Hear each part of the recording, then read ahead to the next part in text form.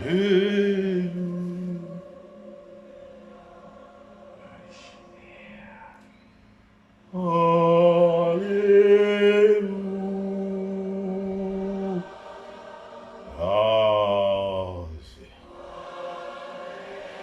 Praise. Sondoria Kandaria Mabro Kondori Sinderi Kanda. Re Kondorio Sondo Kandaria Sandaria Bro Kondaria. Libra Ma Kondorio Sindiri Kandaria. Sindiri Kondorio Santakaria. Bre Ma Kondorio Sindiri Kindaria Sondo. Re Brikindorio Sanda. Rikambra Kandorio Sonduri. Libria Kandra. Libria Ma Kondoria Santa. Praises. Père, je vais bénir ton nom ce matin. Je vais te dire, papa, que mon cœur est tout entier à toi ce matin. Dispose de ce cœur, papa, comme tu le voudrais. Et permets que, papa, ta justice soit accomplie en moi. Je vais, papa, ce matin, te demander de prendre le contrôle, papa, de ce rendez-vous. Et que, papa, tu disposes, papa, de ce temps. Et que tout ce que papa sera dit est ce que papa tu mettras dans ma bouche. Ôte à moi tout ce qui ne vient pas de toi et ne permet en aucun cas que le mensonge puisse disposer de ce temps. Et que papa seul et seul, toi seul papa, a le contrôle de ce moment. Père, efface-moi. Et que seul toi seul soit visible. Permets que papa, je ne sois en aucun cas être perçu comme un objet. Comme un objet influant quelqu'un de façon négative. Mais que papa, à travers ma personne, tu sois vu et que tu touches le cœur de quelqu'un. Prends le contrôle, papa, de toutes choses ce matin. Et dispose, papa, du temps. Et que tout s'accomplisse comme papa tu l'as voulu. Merci le Dieu du Tout-Puissant. Merci Seigneur. Merci Yahweh, merci Jéhovah. Viens et maintenant par la place qu'il te faut, je dispose papa de ce temps. J'ai ainsi prié ce matin au nom de mon Seigneur Jésus-Christ. Amen. Bien-aimé, je veux ce matin-là encore me réjouir du fait que mon maître, mon créateur, celui qui m'a mandaté à cette mission-là, m'a permis encore de prendre un rendez-vous avec vous afin de vous délivrer le message dont il a mis à cœur durant cette semaine. Je veux en tout état de cause bénir son nom et vous bénir vous aussi. Vous saluer tous par vos différentes positions et vous dire que je vais bien. J'espère que vous aussi vous portez bien et que la vie en Christ que vous avez décidé de choisir, oui, puisse évoluer de jour en jour. Je me présente encore pour ceux ou celles qui me prennent en marche pour la première fois. Je suis le révérend pasteur Silvio Izima, président fondateur du ministère Action Foi en Christ. Et je vous apporte le bonjour depuis ma position en Italie. Ce matin-là, je vais m'entretenir avec vous sur un sujet qui va vraiment faire du bien à quelqu'un. Oui, parce que lorsque l'Esprit m'a mis à cœur ce sujet-là, j'ai été ravi, oui, j'étais ravi de savoir que j'allais partager ce sujet-là avec ceux ou celles qui m'écoutent. Alors, ce matin, mon sujet s'intitule « Quand le complot de tes ennemis contre toi se transforma en faveur. » Et quand le complot de tes ennemis contre toi se transforma en faveur. En short, quand Dieu transforma le complot contre toi en faveur. Bien aimé, je ne vais pas hésiter à vous envoyer dans les Écritures parce que nous avons pas mal de lectures à faire. Mais je vais vous donner les passages afin que vous-même, vous puissiez aller à la source pour découvrir les textes parce que le temps ne me permet pas. Alors, nous allons à ce jour-là prendre le texte dans le livre de Genèse 37, verset 36, jusqu'à Genèse 47, verset 1 à 31. Vous comprenez? C'est un très long texte. Il s'agit, bien aimé, de toute l'histoire de Joseph et ses frères. Il s'agit de toute l'histoire de Joseph et ses frères. Bien aimé, nous tous, avions plus ou moins attendu ou écouté ce qui est arrivé à Joseph. Oui. Ce qui est arrivé à Joseph suite à la méchanceté de ses frères. Bien aimé, la Bible nous révèle que Joseph a été victime d'un complot qui a été engendré et orchestré par les frères de Joseph. Oui, par ses frères de Joseph, par les frères de Joseph. Ce n'est pas un complot qui a été perpétré par une personne extérieure à votre famille, à la famille de Joseph, mais c'est un complot qui a été perpétré et fomenté par les personnes, par les frères de Joseph, qui sont les personnes de la famille de Joseph. Bien aimé, nous savons tous ce qui est arrivé à Joseph. Pour faire, disons, un résumé, pour permettre à ceux qui ne connaissent pas l'histoire d'être au parfum, nous voyons que Joseph a été vendu, oui, suite à la haine que ses frères ont éprouvée à son endroit. Il a été vendu et par la suite, il s'est retrouvé dans la maison de Potiphar et après chez Pharaon et il a été élevé et Joseph est devenu ce que nous savons aujourd'hui. Bien aimé, je vais dire à quelqu'un à partir de ce matin que Dieu passe par mille et mille chemins pour se glorifier. Oui. Dieu passe par mille et mille chemins pour se glorifier. Les frères de Joseph, oui, en le vendant, en ayant ce complot-là contre lui, n'ont pas imaginé, ont tout prévu, sauf le plan de Dieu de Joseph, le plan de Dieu dans la vie de Joseph. Ça les a échappés.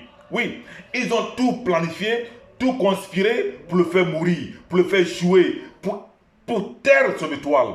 Mais le plan de glorieux de Dieu dans la vie de Joseph les a échappés. Et c'est de cela, ce matin-là, que je vais t'interpeller. Bien-aimés frères et sœurs, oui, tes ennemis vont conspirer contre toi, vont monter toutes sortes de traquenards, toutes sortes de pièges contre toi. Mais je prophétise à partir de ce matin que le plan glorieux de Dieu dans ta vie va les échapper, afin que tu éclores au grand jour et que la gloire de Dieu se fasse ressentir dans ta vie.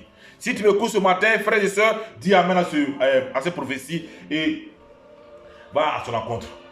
Bien aimé, ce matin-là, je veux dire à quelqu'un que peu importe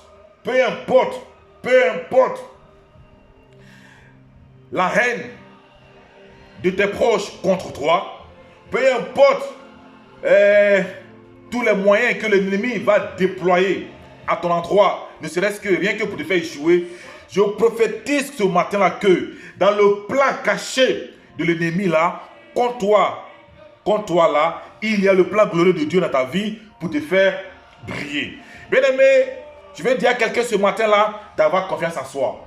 Je vais dire à quelqu'un ce matin-là d'avoir confiance en elle. Je veux dire à quelqu'un ce matin-là, oui, de croire qu'il y a un plan de Dieu caché dans sa vie.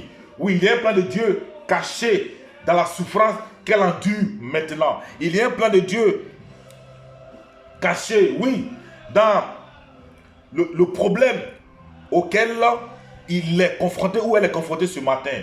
Bien aimé, je vais à ce matin te dire de ne pas te décourager, de ne pas céder au découragement, car au bout de cette souffrance-là, il y a la victoire. Car au bout de cette animosité perpétrée contre toi, à ton égard, par tes proches, par tes parents, par tes amis, par ton patron, par tous tes collaborateurs, je te dis qu'au bout de cette haine-là, au bout de cette méchanceté-là, il y a le plan de Dieu, glorieux de Dieu caché dans elle. Caché dans cette manigance-là pour ta vie. Je veux dire à quelqu'un ce matin-là que dans cette souffrance dans laquelle tu te trouves là, Faut pas désespérer. Faut pas désespérer. Que tes ennemis savent là où il veut aller avec toi. Mais ils ne savent pas là où Dieu veut aller avec toi. Dis amen à ça. Tes ennemis savent là où ils veulent aller avec toi. Mais ne savent pas le plan de Dieu glorieux dans ta vie. Ils ne savent pas le plan que Dieu a planifié contre toi. Oui, dans eux-mêmes, oui, leur stratégie, Dieu va utiliser, oui, ce qu'ils ont comme arme de détruire là pour te lever. Dis amen à ces paroles-là et récupère-la.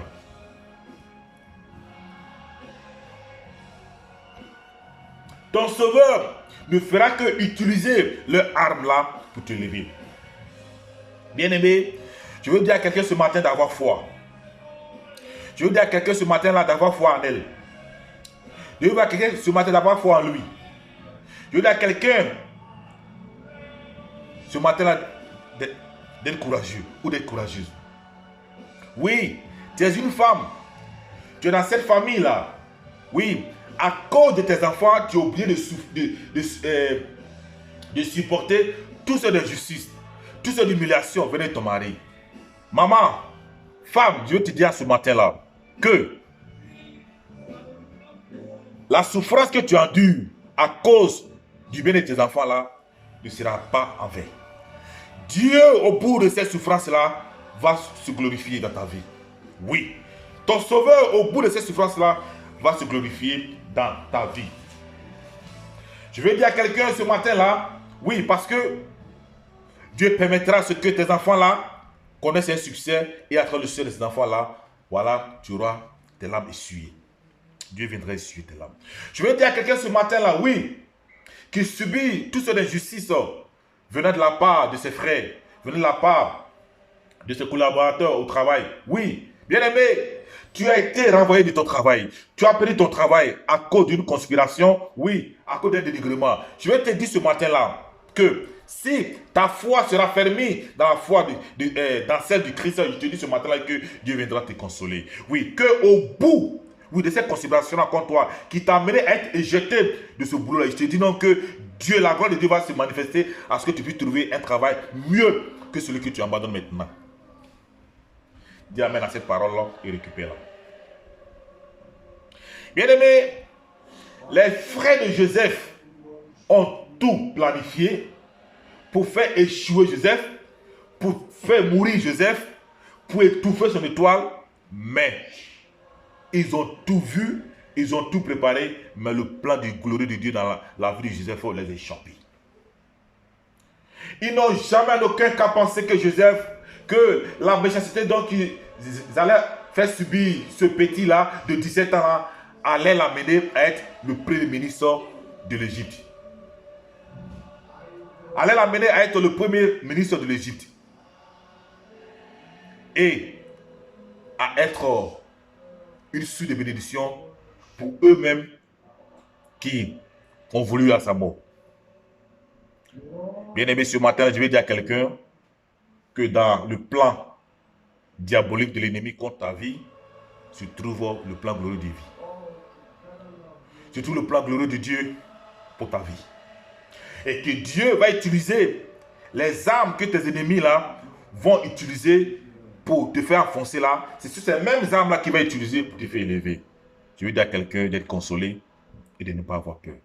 Sois sans crainte et ne te soucie absolument de rien. Confie-toi toujours dans les mains de l'Éternel et sois intègre et marche devant sa face et mets ses commandements en application. Mais tu verras qu'il ne va pas t'abandonner. Tu verras qu'il ne va pas t'abandonner. Le Seigneur n'abandonne jamais ceux qui se confient réellement à lui. Il n'abandonne jamais ceux qui crient avec un cœur sincère vers lui. Et que c'est dans le plan diabolique de l'ennemi que lui, il se glorifie. Oui. C'est dans le plan diabolique de l'ennemi que lui se glorifie pour lui montrer que il est le seul et le seul maître de ta vie. Il n'y a que lui et lui seul qui peut disposer de ta vie. Il n'y a que lui et lui seul qui dispose le stylo et qui est capable de mettre point final à ta vie. Qui est capable de mettre point final, oui, à l'évolution de ta vie et non pas eux. Bien aimé, Être chrétien ne veut pas dire qu'on ne va pas subir de persécution. Être chrétien ne veut pas dire que l'ennemi ne pourra pas avoir la main sur toi. L'ennemi va s'essayer. L'ennemi va commencer. Mais je te dis que c'est Dieu qui va terminer. Le bon chrétien, celui-là même qui a la crainte de Dieu en soi, celui-là même qui a la crainte de Dieu en lui, celui-là, Dieu combat toujours en sa faveur. Dieu combat toujours en sa faveur. C'est pourquoi, peu importe ce que l'ennemi va commencer ta vie, Dieu viendra toujours à ton secours. Peu importe la manière dont l'ennemi va se lever, peu importe la manière dont l'ennemi va s'armer contre toi, je te dis que Dieu viendra toujours à ton secours. Il te suffit seulement d'être intègre, de marcher selon sa parole, oui, et de t'éloigner du péché. Il te demande seulement de t'éloigner du péché. Si Joseph n'avait pas, oui, n'avait pas cette vie de sainteté, si Joseph avait accepté d'aller ne serait-ce qu'avec la femme de Potiphar, je te dis que peut-être que les choses ne se passeraient pas comme se sont passées. Mais ayant la crainte de l'Éternel, oui, ayant la crainte de l'Éternel, sachant que aller avec la femme d'autrui, c'est l'adultère. Sachant que aller avec la femme d'autrui, c'est l'adultère. Il a refusé et sa destinée glorieuse, c'est, oui, c'est vu arriver comme il devait. Bien aimé, l'ennemi va te persécuter. L'ennemi va te tenter. Il va essayer de te mettre à terre. Mais je te dis à partir de ce matin-là que, oui, peu importe les armes que l'ennemi va utiliser contre toi, si tu intègres dans la voie de Dieu, tu dis que Dieu viendra à ton secours. Et que dans ce que l'ennemi a prévu contre toi pour te faire échouer, Dieu va utiliser pour te faire élever. Bien aimé, ce matin-là, je ne sais vraiment pas long. Parce que je sais que cette histoire-là, tout le monde la connaît. Je dis chaque fois, je vais chaque fois dire, cherchez à être des personnes vraies, les personnes sincères, qui ont la crainte vraiment de Dieu. Parce que si tu vis dans le péché, Dieu ne peut vraiment pas venir à ton secours. Il te dit, oui, si tu vis dans le péché et que tu es peut-être sauvé d'une situation, il te dit que c'est éphémère. C'est éphémère. C'est éphémère. Sors du péché pour que vraiment la gloire de Dieu en toi soit véritablement visible. Sors du péché pour que Dieu puisse véritablement se manifester à toi. Parce que le péché met une barrière entre toi et puis ton Créateur. Il ne peut vraiment pas permettre à ton Créateur, oui, d'agir en toi comme il se doit. Bien aimé, ma soeur, toi qui m'écoutes ce matin, décide ce matin-là, oui, d'abandonner le péché. Oui, parce que si tu es dans le péché, ton Créateur ne pourra vraiment pas agir en toi comme il se doit. Certains disent que voilà, oui, moi je pêche, mais je vois toujours des choses. Attention, le diable également aussi donne la bénédiction. Et quand le diable t'a donné une bénédiction, il faut te dire que cette bénédiction-là est éphémère. Tu comprends? Mais quand tu as celle de Dieu-là, c'est pour toujours. Bien aimé, je vais finir mon récit en disant à quelqu'un, oui, qui est persécuté en ce moment, à une femme, à un homme qui est dans la souffrance, qui subit toutes sortes de justice, qui subit toutes sortes de méchanceté. Je vais dire à quelqu'un, à cette femme-là, à cet homme-là, oui, à ce frère, à cette soeur-là, que dans ce plan diabolique de l'ennemi là contre toi, il y a le plan caché de Dieu pour ta vie. Sois intègre, mets ces recommandations en application et tu feras la justice de Dieu s'accomplir dans ta vie.